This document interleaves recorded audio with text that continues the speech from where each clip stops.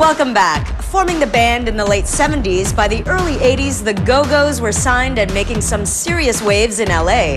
Little did Belinda know the cultural impact the band would have on popular music.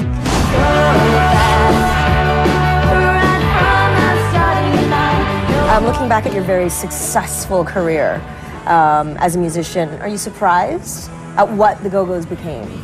Well, yeah, because the band started in the punk scene, and back then, in LA, it was very, very small, and everybody was in a band, and they were horrible, and we thought, well, we can be in a band and be horrible too. Yeah, you mentioned in the book that none of you really actually knew how to do play anything. Yeah. In fact, the only reason why we asked Charlotte to join us because she knew how to plug the guitars into the amplifiers.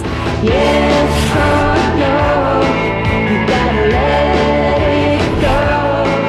So we got lessons from a lot of the local bands, and we worked really hard, and at that time, punk rock enabled anybody to get booked into clubs. So you can kind of you learned as you went along, and within 2.5 years, less than 2.5 years after forming the band and going from zero and not a Svengali, putting everything together, to being the #1 band in America. Yes. It's a pretty amazing story.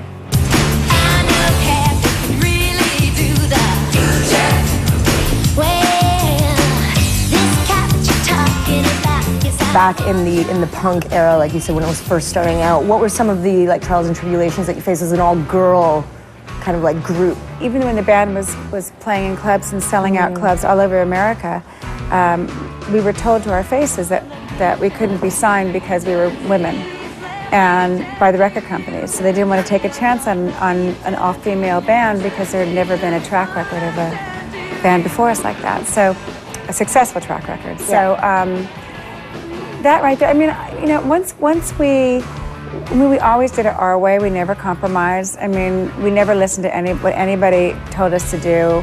Once we were signed and had the success, we never really had that many problems, to be perfectly honest. Well, the first time you heard no, did that kind of light the fire even more for you guys? Well, it was frustrating, but we just kept giving it 6 months. We say, okay, if we don't get signed in 6 months, we'll just break up. And then another 6 months. Exactly. That's what happened, yeah.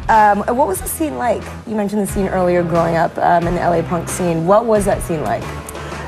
Well, growing up in Southern California, there's not a whole lot to be angry about, as opposed to London or even New York, which is, at that time, was a harder city than LA. LA is hard in its own way.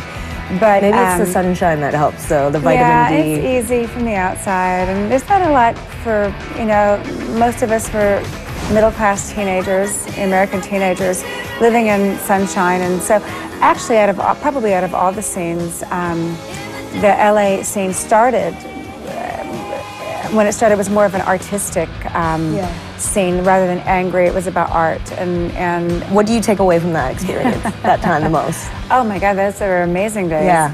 No money, no responsibility. I mean, they were probably my favorite days, actually. When people always ask what my favorite Go-Go's days were, I go back to right before the band was signed, when I remember we were playing the Whiskey one night, and I pulled up in my '59 Cadillac and parked at the gas station across the street, and had to walk through the throngs of people to get to the stairs and to go upstairs and into the club, and it was just such a amazing, because we knew we were on the verge of something, and it was before it became a business. So it were really good times. The business part, I would imagine, as a creative artist that you are, did that kind of put a damper on the artistry? Well, we had years to come up with the first album, and then we had a year to come up with the second album. Yeah. So, and then there was all these expectations and the so-called sophomore jinx, as I call it. It must be hard to not let that affect. Oh yeah, it was. Yeah, right? it was a lot of pressure. Yeah. And you can't possibly live up to the first album. Because everybody has a first. Well, not everybody, but there's only one first album. Right. Yeah. The successful talented ones get a first album. How does it feel to this day to know that you were a part of something so influential and so massive? I mean, I'm obviously very, very proud of the Go-Go's. Are still sort of, they're. It's sad to say, it's kind of one of a kind. There should have been more bands like that, like the Go-Go's, that have come along since. But there's a few, but to have that kind of notoriety is few and far between.